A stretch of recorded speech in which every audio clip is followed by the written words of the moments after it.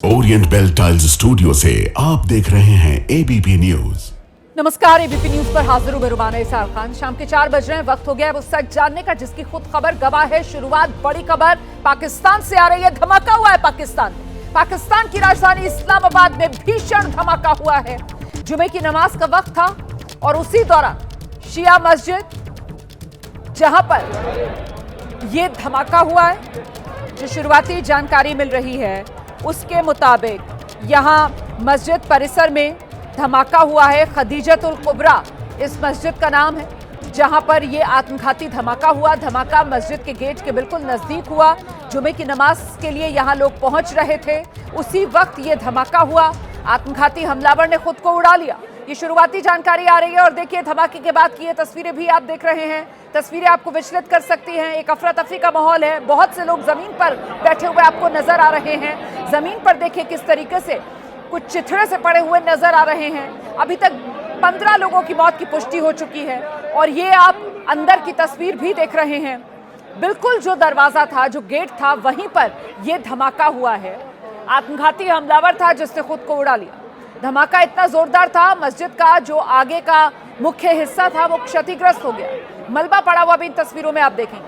15 लोगों की मौत की अब तक पुष्टि हो गई है। करीब 80 के आसपास लोग गंभीर रूप से घायल बताए जा रहे हैं। अब तक किसी भी संगठन ने इस हमले की जिम्मेदारी नहीं ली है, लेकिन इस्लामाबाद की पुलिस ने तहरीक तालिबान पाकिस्तान यानी टीटीपी को इस हमले का जिम्मेदार मान लिया है। धमाके के बाद पूरे इस्लामाबाद में इमरजेंसी लागू कर दी गई है। बीते 3 महीने में इस्लामाबाद में ये दूसरा बड़ा आत्मघाती हमला। इससे पहले 11 नवंबर 2025 को इस्लामाबाद की जो जिला अदालत है वहां पर यही टीटीपी और टीटीपी के आतंकी ने फिदाइन हमले को अंजाम दिया था। 12 लोगों की तब मौत हुई थी और आज का जो हमला है इसने उसी हमले की याद एक बार फिर लोगों के जहन में ताज़ा कर दी है। तो ये इमाम बारगाह की तस्वीर आप देख रहे हैं। इस्लामाबाद में ये इमाम बारगाह और यहीं पर वो मस्जिद खदीजतुल कुबरा मस्जिद, जहां जुमे की नमाज के वक्त बड़ी तादाद में लोग पहुंचे हुए थे और यहां इस मस्जिद का जो मेन गेट है वहीं पर फिदाइन हमले को अंजाम देता है आतंकी, खुद को उड़ा देता है। और धमाका इतना जोरदार था, देखिए आप किस तरीके से ये जो मस्जिद है खदीजतुल कुबरा मस्जिद, इसका आगे का हिस्सा आप देख रहे हैं क्षतिग्रस्त हो गया है। मलबा बिखरा हुआ नजर आ रहा है। कुछ लोग वहां गिरे हुए नजर आ रहे हैं, कुछ जमीन पर बैठे हुए नजर आ रहे हैं। देखिए जरा अजीब अफरा तफरी का ये आलम है जो देखने के लिए मिल रहा है। इस वक्त तेजी के साथ राहत और बचाव कार्य को अंजाम दिया जा रहा है। फिलहाल जो घायल हैं उनको नजदीकी अस्पताल लेकर जाया जा रहा है। जो PIMS है वहां पर खासतौर से जो आपात स्वास्थ्य सेवाएं हैं उसको चाक चौबंद तरीके से अंजाम दिया जा रहा है। घायलों को PIMS लेकर जा रहा है।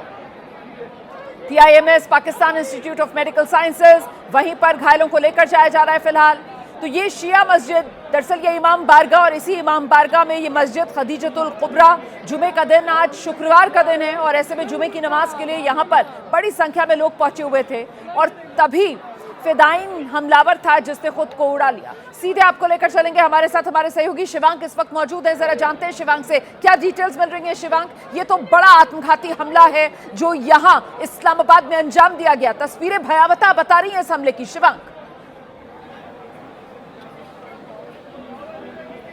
रोमाना जी, देखिए जानकारी ये मिल रही है कि आज दोपहर 1:30 बजे के आसपास इस मस्जिद के अंदर बड़ा फिदाइन हमला हुआ।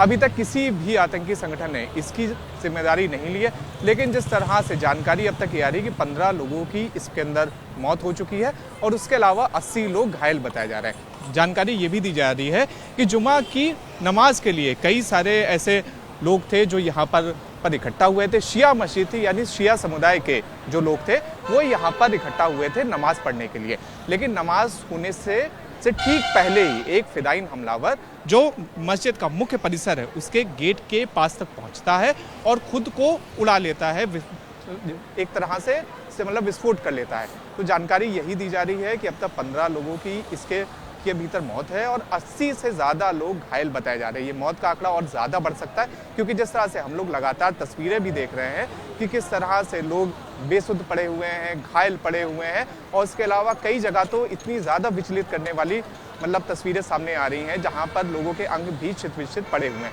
तो देखिए ये सीधी तस्वीर दिखाई दे रही है। लेकिन देखिए सबसे ज़रूरी चीज़ ये है कि इस्लामाबाद में इस समय उज़्बेकिस्तान के जो राष्ट्रपति हैं वो मेहमान बनकर आए हुए हैं मौके पर यहीं पर इस्लामाबाद के भीतर हैं। तो ऐसे में बड़ी सुरक्षा में चूक भी दिखा रहा है कि जिस समय एक विदेशी मेहमान पाकिस्तान की राजधानी इस्लामाबाद के अंदर मौजूद होता है, उस समय उसी राजधानी में इतना बड़ा फिदायीन हमला हो जाता है। तो देखिए जिस तरह से पाकिस्तान ने बीते 30 साल से लगातार आतंकवाद के ऊपर मतलब इन्वेस्ट करा था, उसी की ही जो पूरी फसल है उसे उनकी जनता को यहाँ पर काटनी पड़ रही है।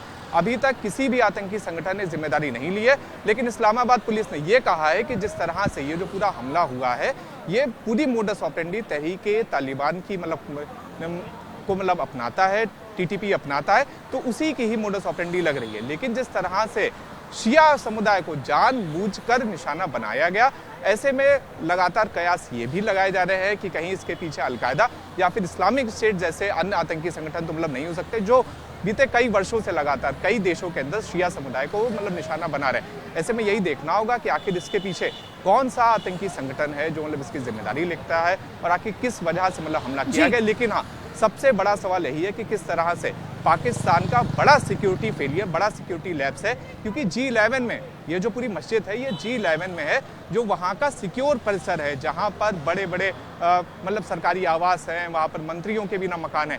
उस इलाके में इतना बड़ा हमला हो जाता है, वो भी तब जब एक बड़े फॉरेन डिग्नेटरी की वहाँ पर विजिट है। जिस वक्त हमला हुआ था उस वक्त जो उज़्बेकिस्तान के ना राष्ट्रपति थे उन्हें निशान पाकिस्तान का जो मतलब सर्वोच्च मतलब नागरिक पुरस्कार है वो दिया जा रहा था। तो देखिए बड़ी तस्वीर सामने आ रही है कि सुरक्षा में चूक पहली, और उसके अलावा जिस तरह से अभी तक जो मतलब जानकारी आ रही है कि जो मौत का आंकड़ा है ये भी 15 से और ज्यादा बढ़ेगा, और जो बिल्कुल आप सही कह रहे हैं। देखिए अभी आशंका इसी बात की बनी हुई है कि ये जो मरने वालों का आंकड़ा है जो अभी 15 पर पहुंचा हुआ है ये और ज्यादा बढ़ सकता है। और ये जो मस्जिद है वो इस्लामाबाद के तरलाई इलाके में, और G11 वो इलाका जहां पर 3 महीने पहले वो जो डिस्ट्रिक्ट कोर्ट थी उसके बाहर आतंकवादी हमला हुआ था और उसमें भी तब 12 लोगों की मौत हो गई थी। और आज ये जो शिया मस्जिद इमाम बाड़ा उसी के भीतर ये खदीजतुल कुबरा मस्जिद जहां पर धमाका हुआ है, यहां इस धमाके की चपेट में आकर अब तक 15 लोगों की मौत हो चुकी है, 80 लोग गंभीर रूप से घायल बताए जा रहे हैं। इसीलिए आशंका बनी हुई है मरने वालों का आंकड़ा बढ़ सकता है। आइए आगे बढ़ते हैं और अब बात करते हैं मौत का गड्ढा आखिरकार भरता क्यों नहीं। अगर कल पुलिस टाइम से ढूंढ लेती तो पक्का जिंदा होता आज। मैंने एक जल बोर्ड को कहा है, उनसे एक कमेटी बनाने के लिए कहा है, और अगर उस जांच में कोई दोषी होगा तो उसके खिलाफ कार्रवाई की जाएगी।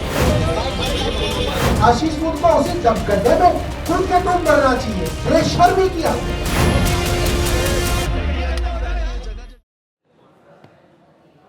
दिल्ली में जल बोर्ड के खोदे गए गड्ढे में गिरने से एक युवक की मौत हो गई है। मामले से जुड़ी बड़ी खबर सामने आई है। दिल्ली सरकार ने इसको लेकर अब बड़ा एक्शन लिया है। दिल्ली में जनकपुरी हादसे से जुड़ी ये बड़ी खबर जानिए आप। दिल्ली सरकार ने जनकपुरी घटना पर एक्शन लिया है। एक जूनियर इंजीनियर समेत 3 दिल्ली जल बोर्ड के कर्मचारी हैं जिन्हें सस्पेंड कर दिया गया है। ठेका लेने वाली कंपनी के खिलाफ भी जांच बिठा दी गई है। जो भी जिम्मेदार होगा उस पर कार्रवाई होगी। मंत्री प्रवेश वर्मा की तरफ से यह आश्वासन भी दिया गया है। दिल्ली सरकार के जल बोर्ड मंत्री प्रवेश वर्मा मौके पर पहुंचे हैं। उन्होंने पूरी घटना की जानकारी ली है। इस दौरान स्थानीय लोगों के गुस्से का भी प्रवेश वर्मा को सामना करना पड़ा। दिल्ली सरकार के मंत्री प्रवेश वर्मा कह रहे हैं कि जो भी जिम्मेदार होगा उन पर कार्रवाई की जाएगी। एक जूनियर इंजीनियर समेत दिल्ली जल बोर्ड के 3 कर्मचारी जिनके खिलाफ एक्शन लिया गया है, इन्हें सस्पेंड कर दिया गया है। ठेका लेने वाली कंपनी के खिलाफ भी जांच की जा रही है। प्रवेश वर्मा मौके पर पहुंचे तो वहां उन्हें स्थानीय लोगों के गुस्से का भी सामना करना पड़ा और उनकी तरफ से भरोसा दिया गया है कि जल्द से जल्द इस मामले में जो भी दोषी होंगे उनको बख्शा नहीं जाएगा, उन पर एक्शन लिया जाएगा। तो दिल्ली में जल बोर्ड की लापरवाही ने जनकपुरी इलाके में जल बोर्ड के गड्ढे में गिरने से बाइक सवार की मौत हो गई। कैलाशपुरी का रहने वाला ये लड़का जिसका नाम कमल कल शाम दफ्तर से घर लौट रहा था। देर रात तक जब कमल घर नहीं पहुंचा तो फिर घर वाले उसे ढूंढने के लिए निकले। जब कुछ पता नहीं चला तो फिर पुलिस के पास गए। सुबह 7 बजे पुलिस ने जानकारी दी कि कमल की बॉडी गड्ढे से बरामद हुई है। जानकारी ये मिली कि जल बोर्ड का काम यहां चल रहा था। उसी वजह से गड्ढा खोदा गया था, लेकिन सुरक्षा मानकों का ख्याल नहीं रखा गया और यही वजह रही कि रात के अंधेरे में कमल को अंदाजा नहीं हो पाया और वो बाइक समेत गड्ढे में जा गिरा। और इस पूरे मामले को लेकर आम आदमी पार्टी के नेता सौरभ भारद्वाज की प्रतिक्रिया आ रही है, सुनाते हैं आपको। आपको सिर्फ एक बात कहना चाहता हूँ, आप मेरी बात सुनिए। आप सब लोग बाइक पे चलते हो, आपके कैमरामैन सब लोग बाइक पे चलते हैं, ऊपर कोई कार में भी चलता है, थोड़ा नीचे कर लो बहन। यहाँ पे मरने वाला आप भी हो सकते थे, मैं भी हो सकता था, मेरा बेटा भी हो सकता है, आपकी बेटी भी हो सकती है, गायब होने वाली भी आपकी बेटी हो सकती है, मेरी बेटी भी हो सकती है। हम लोग ये देख रहे हैं, एक लड़का नोएडा में मर गया तो 2 दिन बाद दूसरे राज्य गुड़गांव के अंदर रेस्टोरेंट की सीसीटीवी इमेज ले आए, फुटेज ले आए कि साहब ये लड़का यहाँ पे जो है पार्टी कर रहा था। ये लोग इतने कमीने हैं, इतने घटिया हैं कि ये एक बाप का लड़का मर गया, उसकी सीसीटीवी फुटेज दूसरे रेस्टोरेंट से ले आए, दूसरे राज्य से ले आए कि साहब ये पार्टी कर रहा था तो इसको तो मरना ही था। पार्टी कोई ना कर सकते हो आप इस देश के अंदर। भाई ये रेस्टोरेंट सरकार ने खोल रखे हैं, सरकार इसमें जीएसटी जरूर लगी, मगर पार्टी करने का हक कोई ना आपको। पार्टी करोगे तो आप मरोगे। वो सरकार अभी तक इस सीसीटीवी कैमरे की इमेज क्यों नहीं लेके लाई? क्यों अभी तक वीडियो नहीं आया? क्यों इस बात पे इतना सस्पेंस बना हुआ है कि भाई क्या हुआ था, क्या हुआ था? जो हुआ था, पुलिस जो है ये सीसीटीवी कैमरा जो है हर चौराहे पे लगे हुए हैं, हर सड़क पे लगे हुए हैं, हर गली में लगे हुए हैं, क्यों नहीं मिले? और जो मोबाइल लोकेशन होती है, मोबाइल लोकेशन तो अब पुलिस बिल्कुल एग्जैक्ट कर लेती है, तो हमारी सर्वेलेंस करते हैं पूरे दिन ये देखते हैं हम कहाँ जा रहे हैं, किससे मिल रहे हैं। उस लड़के की मोबाइल लोकेशन इनके पास थी, उसका मोबाइल चल रहा था, उसके फ़ोन की घंटी बज रही थी, मगर उसके साथ रात को जब मोबाइल लोकेशन शेयर की उसको तुरंत डिलीट कर लिया गया। क्यों करा गया डिलीट? क्या छिपाना चाहती थी पुलिस? आपके पास मोबाइल लोकेशन थी उसकी, तो आपने उसको क्यों छुपाया? क्या रात को पुलिस इस बात को छिपाना चाहती थी कि सुबह जो है पॉलिटिकल मालिक उठेंगे, वो बताएंगे कि कैसे इस खबर को जो है बाहर देना है, तब दी जाएगी ये खबर? इन चीज़ों के ऊपर जो है बड़े सवाल उठते हैं। पुलिस की भूमिका और यहाँ के विधायक और मंत्री आशीष सूद की भूमिका सीधा एक क्रिमिनल ऑफेंस है। इस पूरे के पूरे क्राइम सीन को ड्रेसअप किया गया। इस क्राइम सीन के साथ छेड़छाड़ करके सरकार को और प्रशासन को बचाने की पूरी भूमिका बनाई गई। ये आप सबके सामने है। क्या लग रहा है? या मुझे सतीश गोलचा जी समझा दे वो लड़का कहाँ से आया था? The major question that here is how will, if had it been your government, how would you have treated this entire case? There was negligence definitely from the authorities' point of view, even from the police point of view. तो सुन रहे थे आप सौरभ भारद्वाज को। कटघरे में वो Delhi police से लेकर दिल्ली सरकार और खासतौर से जो इलाके के विधायक हैं उनको खड़ा कर रहे हैं और सवाल पूछ रहे हैं कि आखिरकार इस पूरे हादसे को लेकर दिल्ली पुलिस क्या छिपाना चाहती थी। इस बीच कमल की मौत के बाद दिल्ली पुलिस और सरकार दोनों अब एक्शन मोड में हैं। मामले की जांच का दावा किया जा रहा है। घटनास्थल से एबीपी न्यूज संवाददाता उज्जवल कुमार की एक रिपोर्ट में आपको दिखाती हूँ। देश की राजधानी दिल्ली में एक और युवराज की मौत हुई है और ये मौत प्रशासन की लापरवाही से हुई है। दिल्ली के जनकपुरी में इस वक्त हमारी मौजूदगी है B3B ब्लॉक में, जहां पर जल बोर्ड का एक गड्ढा खोदा गया है। आप देख सकते हैं वहीं हमारी मौजूदगी है और ये गड्ढा आप देख सकते हैं। इसकी एबीपी न्यूज़ ने अभी जो है वो लंबाई, अभी चौड़ाई हमने नापी है जो कि तकरीबन 14 फुट के आसपास आई है। इसकी चौड़ाई 14 फीट, लंबाई 22 फीट और गहराई 17 फीट के आसपास है। और इसी गड्ढे में गिरने से एक और युवराज की मौत हुई है। हालांकि देखिए, कमल उस नौजवान का नाम था जो कि अपने ऑफिस से घर लौट रहा था। रोज़ की तरह अपने ऑफिस से अपनी बाइक पर बैठा, उसको पालम जाना था और पालम में उनका घर है, वहाँ पर उनको जाना था। लेकिन क्या पता था कि वो जब अपने ऑफिस से निकलेगा तो अपने घर नहीं पहुंच पाएगा, वो अंतिम सफ़र होगा। प्रशासन की लापरवाही उसकी जान ले लेगी, उसकी जान पर बात आ जाएगी।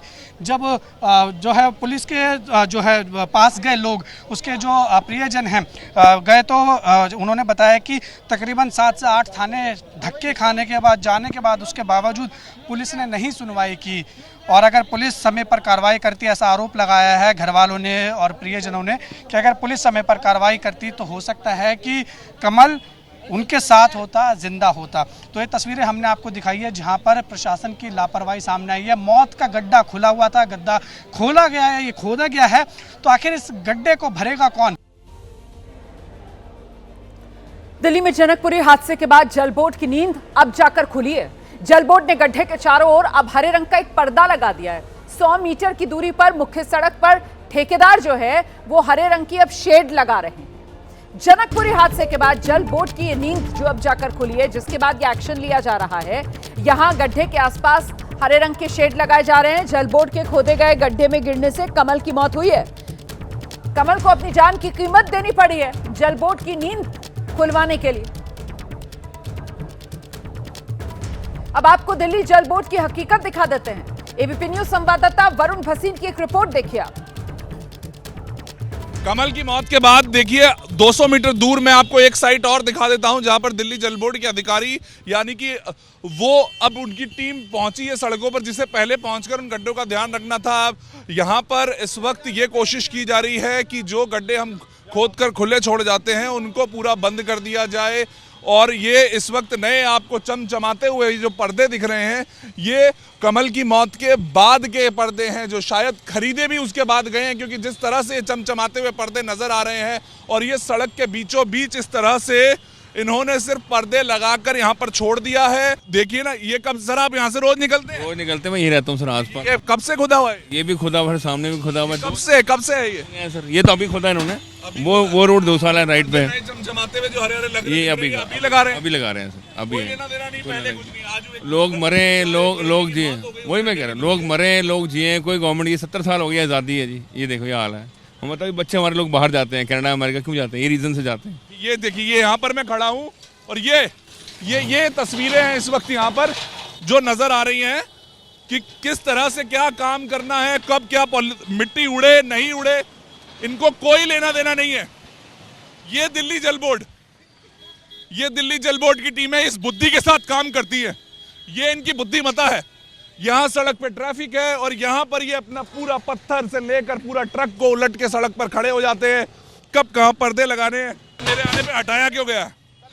ये हटा हुआ बंद रहता है, इसीलिए तो मौत हो गई ना। सर इसको भरने के लिए लाए, किस लिए लाए? नहीं, गड्ढा कहाँ है? गड्ढा थोड़ी है कोई। गड्ढा यहाँ पे भरने के लिए, यूं कचरा करने के लिए लाए। तो गड्ढा कहाँ है? ये इसको गड्ढा कहाँ है? गड्ढा जब मौत हुई है 100 मीटर दूरी पे, वो गड्ढा नहीं था क्या? वो तो हो गई।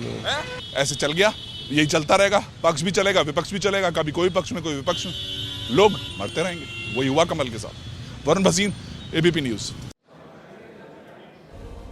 मौत का गड्ढा साबित हुआ दिल्ली जल बोर्ड का खोदा हुआ ये गड्ढा कमल के लिए। दिल्ली के जनकपुर की घटना पर सर्कुलर जारी किया गया है। कल घटनास्थल का दौरा करेंगे 4 वरिष्ठ अधिकारी। इसमें डीएम, एसडीएम ट्रैफिक, उन्हें जांच करने के निर्देश जारी कर दिए गए हैं। डीसीपी और पीडब्ल्यूडी के अधिकारी भी जांच करेंगे। दिल्ली सरकार के मंत्री आशीष सूद ने यह सर्कुलर जारी किया है। तो घटनास्थल का दौरा करेंगे कल 4 वरिष्ठ अधिकारी, डीएम, एसडीएम ट्रैफिक, डीसीपी और पीडब्ल्यूडी के अधिकारी जांच करेंगे। दिल्ली सरकार के मंत्री आशीष सूद की तरफ से यह आदेश जारी किया गया।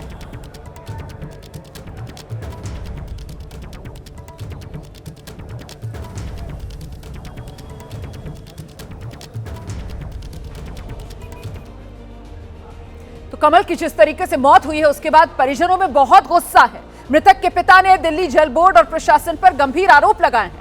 वो कह रहे हैं कमल की मौत के लिए जल बोर्ड और प्रशासन दोनों जिम्मेदार हैं।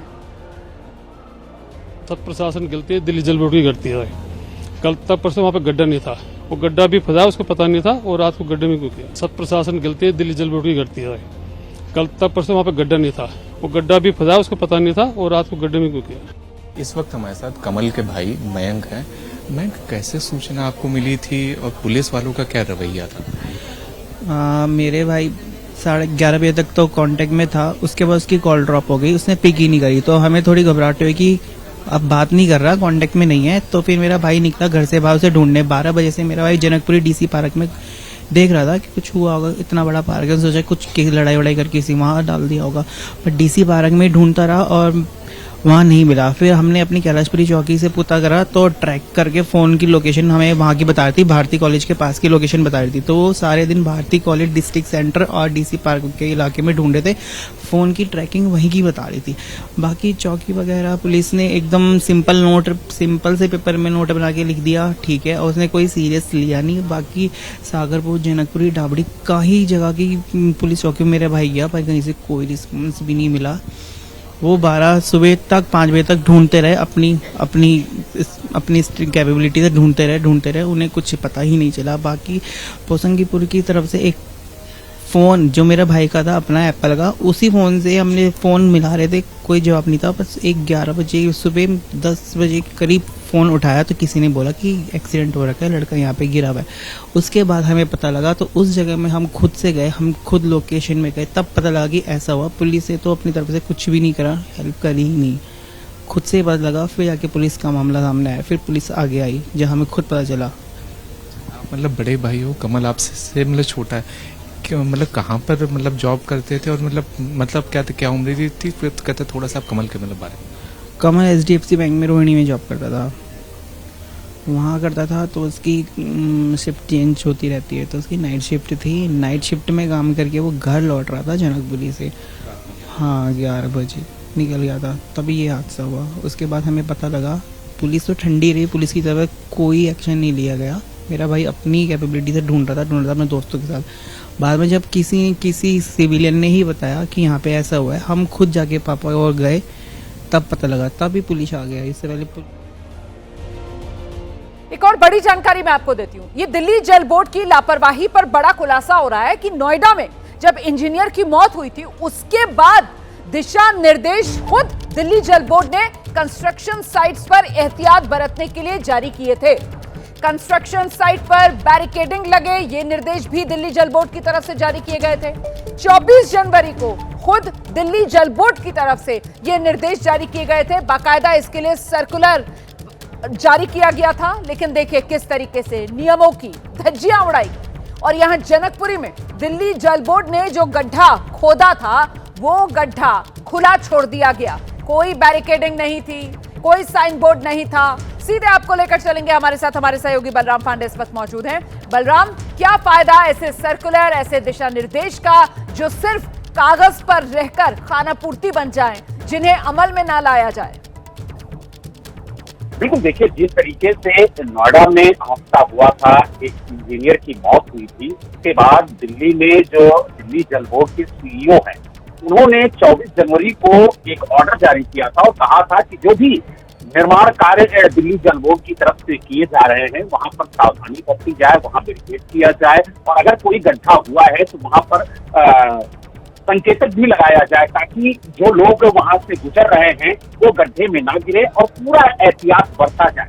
और इसको लेकर के बकायदा उन्होंने सभी इंजीनियरों को और जहां पे निर्माण कार्य हो रहा था वहां पर ठेकेदारों को अवगत कराया था। लेकिन इस ऑर्डर के बाद जिस तरीके से कमल की मौत हुई है गड्ढे में गिरकर, उसको लेकर के अब सवाल उठ रहे हैं कि सीनियर अधिकारी अगर कोई निर्देश जारी करते हैं तो उसको लेकर के जो निचले स्तर के अधिकारी हैं वो उसका पालन क्यों नहीं करते हैं। क्योंकि एक बार देखा गया कि नोएडा में किस तरीके से लापरवाही की वजह से एक इंजीनियर की जान चली गई, उसके बाद जिस तरीके से सीनियर अधिकारियों ने दिल्ली के अंदर दिशा निर्देश जारी किया, उसका भी पालन नहीं हुआ। और बिल्कुल, इसीलिए तो जो दिशा निर्देश जारी किए गए बस वो कागज पर लिखे हुए शब्दों के रूप में ही सिमट कर रह गए, और इसी वजह से ये सर्कुलर भी खानापूर्ति ज्यादा नजर आता है, क्योंकि मौत का गड्ढा कमल की जान ले ली।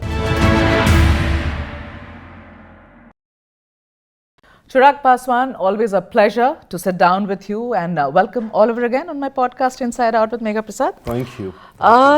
हम ये पॉडकास्ट एक ऐसे समय पे कर रहे हैं चिराग, जब लोकसभा में क्वाइट लिटरली बवाल कटा हुआ है, ठीक है, और हर रोज ऐसा लगता है जैसे जो भी लोकतंत्र की मर्यादा है वो तार तार की जा रही है। मैं समझना चाहती हूँ Chirag Paswan, are we looking at the lowest tradition of parliamentary democracy now? In a way yes, and कल मुझे लगता है जिस तरीके से स्पीकर साहब ने भी कहा, मुझे लगता है ये दर्शाता है कि इस बार कुछ ऐसी आचरण विपक्ष के द्वारा किया जा रहा है जो हमने इससे पहले शायद कभी नहीं देखा। I have seen parliament through my father for the longest time, और मैं खुद भी इस बार तीसरी बार का मैं मेंबर ऑफ पार्लियामेंट हूँ। मैंने भी पिछले 11-12 सालों में इस तरीके का आचरण, देखिए विपक्ष और ये लोकतंत्र की खूबसूरती होती है, विपक्ष के मतभेद होंगे और होने भी चाहिए, सवाल होंगे, सारी बातें होंगी, बट उनको पूछने का एक तरीका है। और मैं ये मानता हूँ कि भारतीय भाषाओं में मेघा जी इतनी खूबसूरती है, इतना खूबसूरत शब्दकोश है कि आप कड़े से कड़ा प्रहार भी मर्यादित शब्दों में रहकर आप कर सकते हैं। ठीक है। मैंने ये चाहा कि विपक्ष उस मंच का इस्तेमाल करे। आप देश के सबसे बड़ी पंचायत में आप मौजूद हैं, आप उस मंच का इस्तेमाल करें अपनी बातों को कहने के लिए, और कड़वी से कड़वी बातें आप बोलिए, हम लोग सुनने के लिए तैयार हैं, हम लोग जवाब देने के लिए तैयार हैं। ठीक है। बट इस तरीके से आचरण करना, और इस बार तो हदें तब पार हो गई जब आप वेल में आइए, वेल में आके भी आप बोलिए, वो भी मुझे लगता है कहीं ना कहीं परंपराओं का हिस्सा है। बट आप सेक्रेटरी जनरल के टेबल के ऊपर आप खड़े हो जाते हैं, चेयर के पास आप पांव रख देते हैं, कागज फाड़ के फेंकने लगते हैं, प्रधानमंत्री की कुर्सी तक वेल को क्रॉस करके सत्ता पक्ष इधर जाए या सत्ता पक्ष वाले विपक्ष की तरफ जाए, ये मैंने कभी नहीं देखा, ना मैंने कभी सुना। तो अब इस बार जिस तरीके से एग्रेशन दिख रहा है, फिजिकली जिस तरीके से चार्ज अप विपक्ष दिख रहा है, ये इससे पहले कभी नहीं हुआ था। और तभी कल जब स्पीकर साहब ने भी बोला कि ये एक ब्लैक स्पॉट की तरह है और ये दुखद है। आप जब शब्दकोश की रेफरेंस दे रहे हैं, आप कह रहे हैं खूबसूरत शब्दकोश है, उसकी मर्यादा में रह के काम किया जा सकता है, तो बस आपको याद दिलाना चाहती हूँ, ये शब्द आपके साइड से हैं, आपके अलायंस के साइड से है। शब्द है अबोध, फटीचर, अय्याश, ये सारे शब्द के इस्तेमाल आपके अलायंस पार्टनर्स कर रहे हैं। अब आप हमें बताइए कि ये ठीक है या ये गलत है। My crime is lesser than yours doesn't mean it's not। मैं इस बात को मैंने मानते हैं कि मर्यादा आप लोग भी तोड़ रहे हैं। मैं मानता हूँ, बट ऐसी परिस्थिति आती क्यों है? होता क्या है ना कि जब इतना बात विवाद हो जाता है, कल जिस तरीके से कुछ महिला सांसद जब पीएम साहब की चेयर की तरफ गई, तो उस वक्त ये हुआ कि अरे वो क्या कर लेती, ये मैं मानता हूँ कि शायद कोई हिंसा नहीं होती, ठीक है, बट आप ऐसी परिस्थिति लाने ही क्यों देते हैं जहां पे जाने अनजाने में किसी से भी in the heat of the moment वो चूक हो जाए। और ऐसे में शायद हम लोग कभी अपने आप को हम माफ नहीं कर पाएंगे। और जिन शब्दों का आपने जिक्र किया, मैं कभी भी मैं ऐसे शब्दों का मैं वो समर्थन मैं नहीं करूंगा। मैंने माना है और मैंने हमेशा इस बात का प्रयास किया है अपनी तरफ से। मैं किसी और की बिहाफ पे मैं नहीं बोल सकता, everybody is an individual, but मैंने हमेशा ये प्रयास किया है कि आप उस मंच का इस्तेमाल करें अपनी बातों को रखने का। कड़वी से कड़वी बात भी मर्यादित शब्दों में कही जा सकती है, ये मैं मानता हूँ। बट जब भाषा की मर्यादा गिरती है तो वो कहीं ना कहीं, and also for the first time member parliament, उस दिन प्रधानमंत्री जी ने एनडीए के सांसदों की बैठक बुलाई और वहां पे प्रधानमंत्री जी यही सांसदों को बता रहे थे, मेरी खुद की पार्टी में 3 पहली बार के मेंबर पार्लियामेंट्स हैं। जब वो ये सब देखते हैं तो वो क्या सीखेंगे? हम लोग आने वाली पीढ़ी के लिए हम लोग क्या उदाहरण हम लोग तय करके जा रहे हैं? ऐसे में आत्ममंथन सबको करने की जरूरत है कि इस तरीके का आचरण जितना हो सके हम सबको बचने की जरूरत है। चिराग पासवान, ये पहली बार हुआ है पिछले 22 सालों में, इन द लास्ट 22 ईयर्स, ये पहली बार हुआ है कि प्रधानमंत्री राष्ट्रपति के अभिभाषण पर नहीं बोल पाए हैं और स्पीकर साहब कहते हैं कि कुछ अप्रत्याशित हो सकता था। बीजेपी आगे आके कहती है प्रधानमंत्री की जान को खतरा है। मैं ये समझना चाहती हूँ आपसे कि सदन को चलाने का काम आप लोगों का है, सरकार का है। कहाँ आप फेल हो रहे हैं? क्या मैनेज नहीं कर पा रहे हैं? ये सिचुएशन आ कैसे रही है? हो क्या रहा है चिराग? देखिए, जब विपक्ष, जैसा मैंने कहा कि जब इतना ज़्यादा आप आक्रोशित हो जाते हैं, कल स्पीकर साहब का भी ये कहना, मुझे नहीं लगता कि इतिहास में कभी स्पीकर ने इस तरीके से की बातें कही हों। और मैं मानता हूं वो लोकसभा के कस्टोडियन हैं, यकीनन उनके पास कुछ ऐसी जानकारी होगी, कुछ वो होगा जिसकी वजह से उन्होंने प्रधानमंत्री जी से ये आग्रह किया होगा। कोई ऐसा अनफोर्सीन, जाने अनजाने में भी नहीं कुछ होना चाहिए जिसकी वजह से उम्र भर के लिए लोकसभा के ऊपर एक दाग लग जाए, लोकतंत्र की मर्यादाएं, परंपराएं चूर चूर हो जाए, मुझे लगता है प्रिकॉशनरी भी ये कदम उठाए गए होंगे। देखा है मैंने खुद सदन में, मैं उस वक्त मैं खुद मौजूद था जब महिला सांसद जब वो बैनर लेकर जब प्रधानमंत्री जी की चेयर की तरफ वो जा रही थी, जिस एग्रेशन के साथ वो जा रही थी। अब कल को कोई ऐसी परिस्थिति जहाँ पे सीधा टकराव हो जाता, कोई फिजिकल एग्रेशन में कोई कुछ भी घटना अगर घट जाती तो शायद हम लोग कभी अपने आप को हम लोग माफ नहीं कर पाते। आपने देखा ये पांच महिलाओं को पीएम की कुर्सी को घेरते हुए देखा, एंड यू फेल्ट कि बहुत अग्रेसिव थे ये? I felt yes, they were physically very charged up, aggression physically charged up. और उसमें होता क्या ना, हीट ऑफ द मोमेंट, अब कल को कोई किसी के लिए कुछ कहेगा, आप अपने नेता के बारे में नहीं सुन पाएंगे, मैं अपने नेता के बारे में नहीं सुन पाऊंगा। तो ऐसी परिस्थिति में लाना ही क्यों? बीच में एक अच्छा वेल है, आप उधर से रह के आप सारी बातें बोलिए ना, हम लोग इधर से रह के सारी। अब कल प्रधानमंत्री जी ने हर बात का जवाब दिया ही ना राज्यसभा में। बिल्कुल, अगर विपक्ष अगर अपनी बातों को रखता, और मुझे सबसे बड़ा दुख इस बात का है कि पूरे विपक्ष की आवाज एक आदमी ने दबा दी, नेता प्रतिपक्ष को, जिसने आपने जिसको इन लोगों ने चुना, उस एक आदमी ने, नेता प्रतिपक्ष ने सिर्फ एक जिद के लिए कि मुझे बोलना है तो सिर्फ इसी विषय पे बोलना है। उसके बाद सपा के मेंबर ऑफ पार्लियामेंट को मौका दिया गया, उन्होंने नहीं बोला। टीएमसी, बंगाल में चुनाव होने हैं अभी, ममता जी सुप्रीम कोर्ट तक चली गई अपनी बातों को रखने के लिए। तो क्या चुनाव से पहले ये समय नहीं था टीएमसी के सांसद के पास कि वो अपनी बातों को सदन के पटल से अपने राज्य तक लेकर जाएं? तो एक आदमी की वजह से, उनकी एक जिद की वजह से पूरे विपक्ष को ही मौका नहीं मिला अपनी बातों को रखने का। वो अपनी बातों को रखते, प्रधानमंत्री जी जवाब देते, दूध का दूध पानी का पानी। ठीक है, आप इससे पहले कि मैं वापस महिलाओं पर आऊं, मैं आपसे, क्योंकि आप ये कह रहे हैं कि राहुल गांधी की जिद थी, देखिए मेरा काम है आपसे सवाल पूछना, आप सरकार में हैं चिराग। 2020 में, और मैं ये सारी रिसर्च करके आई हूं आपके पास, 2020 में यही speaker, the same speaker, Birla ji ये कहते हैं, कुर्सी पर बैठे हैं उस दिन, सदन चल रहा है, वो कह रहे हैं रूलिंग देते हुए, उनका कहना था कि राष्ट्रपति के अभिभाषण पर चर्चा के दौरान अन्य विषयों पर भी बात हो सकती है और नए विषय जोड़े भी जा सकते हैं। ये उनके शब्द हैं वीडियो में, ठीक है, कि आप अन्य विषयों के बारे में भी बात कर सकते हैं। और अब जब राहुल गांधी को बोलने नहीं दिया जा रहा है, तो क्या लॉजिक दिया जा रहा है कि आप एक अनरिलेटेड इशू के बारे में क्यों बात करें? राष्ट्रपति के अभिभाषण के बारे में बात करिए, बजट के बारे में बात करिए। तो ये डबल स्टैंडर्ड क्या है आप लोगों का? देखिए, पहली बात तो डबल स्टैंडर्ड नहीं है मेघा जी, ये हम लोग को समझने की जरूरत है कि जब आप राष्ट्रपति जी के अभिभाषण, and I agree to whatever honourable speaker said in 2020 कि ये एक इतना विस्तृत विषय होता है जिसपे आप हर विषय पर आप चर्चा कर सकते हैं, बात कर सकते हैं। रादर हम लोग भी, मतलब जब मैं मेंबर पार्लियामेंट भी था तो मैं सबसे ज़्यादा प्रेफर करता था कि राष्ट्रपति जी के अभिभाषण पे आए धन्यवाद प्रस्ताव पे ही मैं अपनी बातों को रखूं, ताकि मैं उसमें एक विस्तृत क्षेत्रफल की मैं चर्चा कर सकूं, मेरे जितने भी टॉपिक्स हैं, एजेंडाज हैं, मैं उसकी चर्चा कर सकूं। बट जब ये पर्टिकुलर विषय आया और जिस रूलिंग की आप बात करें कि उस वक्त दी गई, अंतोगत्वा चेयर की रूलिंग सुप्रीम होती है।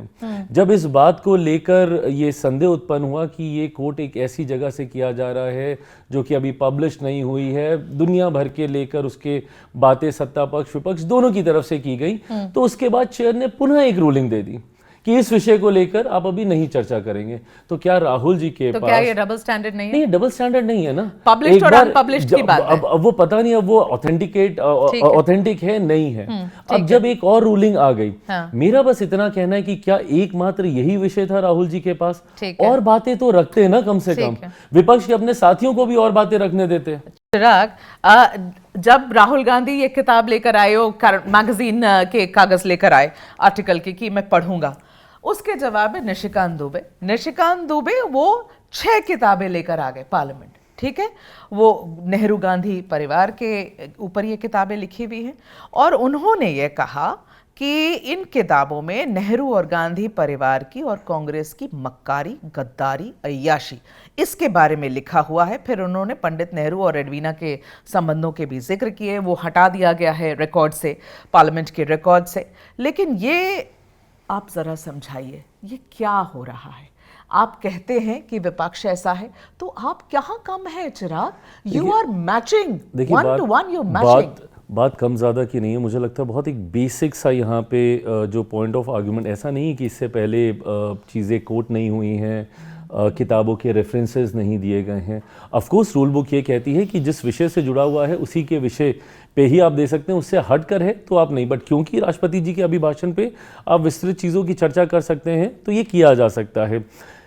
आर्ग्यूमेंट कहाँ से शुरू हुआ कि क्या ये ऑथेंटिक है, ठीक है कि नहीं, क्या ये पब्लिश है कि नहीं, वहां से ये आपको पूरी ठीक लगता है निशिकांत दुबे ने जो किया वो ठीक लगता है आपको? उन्होंने तो वहां से आप ले आए, आप नेहरू जी की क्या संबंध है एडवीना के साथ में, आप वो लेकर आए, आप पार्लियामेंट में उसके बारे में बात करें। उन्होंने कोट करना शुरू किया जो कि पब्लिश्ड है, जो कि पब्लिक प्लेटफॉर्म में है, वो सारी बातें। क्या इससे पहले और किसने नहीं कोट किया है? हर किसी ने किया है। मेरा बस जहां से ये पूरी डिबेट शुरू हुई और जो मेरा कहना है कि अगर इसकी ऑथेंटिसिटी को लेकर किसी भी तरीके का कंफ्यूजन था तो आप कम से कम अपनी बाकी बातों को तो रखते। ये जिद पे अड़ जाना कि मैं बात करूंगा तो सिर्फ इसी पे करूंगा। आपको एक बात बताऊं, इतनी सारी चीजें और थी, बजट से जुड़े हुए विषय थे, आप एफटीएस को लेकर दुनिया भर की जितनी और चीजें थी उस पर आप चर्चा कर लेते, बट आप सिर्फ एक पॉइंट को लेकर ना आपने अपनी बात रखी ना आपने विपक्ष की बात रखी। मानती हूँ, बिल्कुल मानती हूँ, लेकिन ये जो सारा तमाशा है वो शुरुआत किससे हुआ? Unpublished book of general Naravane, ठीक है। अब वो स्पीकर साहब और आप लोगों ने उनको बोलने नहीं दिया। अब आपको पता है कि अब लोग इसको सोशल मीडिया पर ऑनलाइन पे ढूंढ के पढ़ रहे हैं, चिराग इसे निकाल के पढ़ रहे हैं, वो मैगजीन ढूंढ रहे हैं और इसकी प्री सेल और प्री लॉन्च जो ये किताब की कॉपी है वो अब लोगों को मिल रही है। तो उल्टा पड़ गया, आपके मुंह पे ही उल्टा पड़ गया है। That's exactly my point. Strategy में फेल करे। No, that's exactly my point कि आपको एक विषय को आपको फ्लैग ऑफ करना था, आपने कर दिया था डे वन, आपने कर दिया ना। अब आप आगे तो बढ़िए, अब आप आगे बढ़िए ना, आपने फ्लैग ऑफ कर दिया। हाँ। अब तो ठीक है, जिसको देखना है, जिसको नहीं देखना है, जिसको जो समझना है, जिसको जो इंटरप्रेट करना है वो हो गया। बट आपके पास तो और विषय थे ना, आपने इसके बाद सदन नहीं चलने दिया। मेघा जी, मेरा इशू इस बात का है, मेरी पार्टी के भी सांसद ने तैयारी की हुई थी, मुझे भी अपनी कई बातों को सदन के पटल पे रखना था, आपने वो मौका ही नहीं दिया। और सिर्फ एक व्यक्ति की वजह से पूरी राष्ट्रपति जी के अभिभाषण पे, और एक लंबे समय के बाद ऐसा हुआ कि बिना प्रधानमंत्री जी का उस पर जवाब दिए हुए उसको हम लोग को पारित करके आगे करना पड़ा। जिस तरीके से कुछ लोग का अब आकलन है कि ये जो चीज छिपाने की कोशिश कर रहे थे, जो पढ़ने नहीं दे रहे थे, वो अब हर किसी ने पढ़ ली। तो अगर उस दिन शांति से राहुल गांधी को पढ़ने ही दे देते तो क्या हो जाता? वो यूं ही निकल जाता, कोई ध्यान भी नहीं देता। आपकी स्ट्रैटेजी आपके मुंह पर उल्टी पड़ गई। मेघा जी, सदन का पटल है, आप गलत परंपराएं नहीं यहाँ पे शुरू कर सकते हैं। जो चीज नहीं ऑथेंटिक है, ये हमेशा से नियम रहा है कि आप उसको नहीं कोड कर सकते हैं। कैसे हम ये इजाज़त दे देते कि भाई आप इसको कर दीजिए? And most of the time ये सारी बातें फ्लैग ऑफ करने के लिए की जाती है ना कि आपने अपना तो मैसेज दे दिया। बट मेरी बहस यहाँ पे है ही नहीं कि क्या मैसेज क्या नहीं क्या। हाँ। मेरी बहस इस बात की है कि जो डिबेट हो सकती थी, जो चर्चा हो सकती थी और हर दल को मौका मिल सकता था। मैं तो क्षेत्रीय दल हूँ, क्योंकि मैं खुद एक क्षेत्रीय दल से आता हूँ। बड़े राष्ट्रीय दल तो अपनी बातें कम ज्यादा रख जाते हैं, बाकियों को कब मौका मिलता है। मैं तो विपक्ष की भी बात कर रहा हूँ कि आपने एक आदमी का साथ देने के चक्कर में ना सपा कुछ बोल पाई, ना राजद कुछ बोल पाई, ना टीएमसी कुछ बोल पाई, कोई दल नहीं बोल पाया। तो ये मौका तो आपने सबसे छीन लिया ना, और सिर्फ एक जिद में आपने फ्लैग ऑफ कर दिया था। नाउ मूव ऑन ना, Okay. सदन चलने दीजिए। चिराग, क्योंकि आपने ये कहा कि आपने खुद देखा वो महिला सांसद बहुत अग्रेसिवली पीएम की कुर्सी की तरफ गई, मेरा सवाल अब आपसे, ये 5 महिला सांसद के बारे में बात करना चाहती हूँ। उनमें से एक थी ज्योतिमणि जो कि 5,34,000 वोटों से जीत कर आई है। उसके बाद थी वर्षा गायकवाड़ जो 4,45,000 वोटों से जीत कर आई है। फिर थी प्रतिभा धनोरकर जो कि 7,18,000 से जीत कर आई है। एक जेनी बेल थी ठाकुर, वो 6,71,000 से जीत कर आई है। और संजना जाटव 5,69,000 वोटों से जीत कर आई है। मेरा सवाल चिराग पासवान आपसे ये है कि ये 29,50,000 वोट देने वाले लोगों को क्या लगना चाहिए कि इन्होंने 5 ऐसी महिला को संसद में चुनकर भेजा जिन्होंने संसद की गरिमा को तार तार किया? क्या ये उनको समझना चाहिए? या चिराग पासवान, कहीं ना कहीं आप लोग को ये लगता है कि आप लोग ओवर रिएक्ट कर गए? नहीं, ओवर रिएक्ट विपक्ष कर रहा है। मेघा जी देखिए, मैं हमेशा, और मैं 21वीं सदी का पढ़ा लिखा युवा हूँ, जो मैं सदन के अंदर अच्छी परंपराओं का पक्षधर हूँ।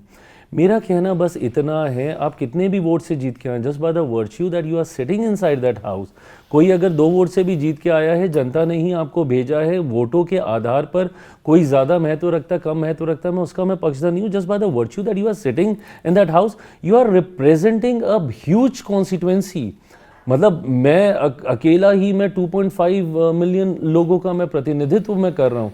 अब उसमें भूल जाइए कि किसने मुझे वोट दिया नहीं दिया, वो पूरा क्षेत्र की जिम्मेदारी मेरे ऊपर है। जिन्होंने नहीं भी वोट दिया उनकी भी जिम्मेदारी मेरे ऊपर है। तो ऐसे में कौन कितने मार्जिन से जीता है वो नहीं, मेरी चिंता बस इतनी थी कि इसकी ज़रूरत नहीं थी। ठीक है। आपके पास एक बेहतर तरीका है। यही महिलाएं जब वहाँ पे खड़े होकर हमारी सरकार से सवाल पूछती तो मुझे लगता है उनके क्षेत्र के लोग भी बेहतर समझ पाते कि चिंता कहाँ है, क्या जानना चाह रही हैं और क्या उसका जवाब सरकार ने दिया कि नहीं दिया। बट इस तरीके से चार्जअप होके आगे जाना, मैं बस उन परिस्थितियों से डरता हूँ जहाँ भगवान न करे कि कोई गलती से कुछ ऐसा हादसा हो जाए जिसके लिए कि हम लोग उम्र भर हम लोग रिग्रेट करें, तो वो परिस्थिति लाने ही क्यों देना। खबर उत्तर प्रदेश से है, जहां बिजनौर में पटाखा फैक्ट्री में आग लगी और पूरे इलाके में दहशत का माहौल बन गया। पटाखा फैक्ट्री के बारूद की एक चिंगारी से देखते ही देखते पूरा का पूरा इलाका भीषण आग की चपेट में आ गया।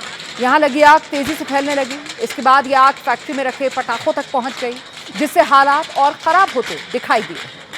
आग और आतिशबाजी के तांडव से लोग खौफजदा हो गए।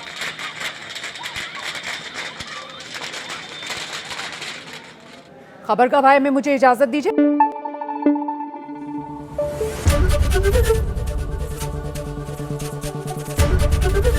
एबीपी न्यूज आपको रखे आगे।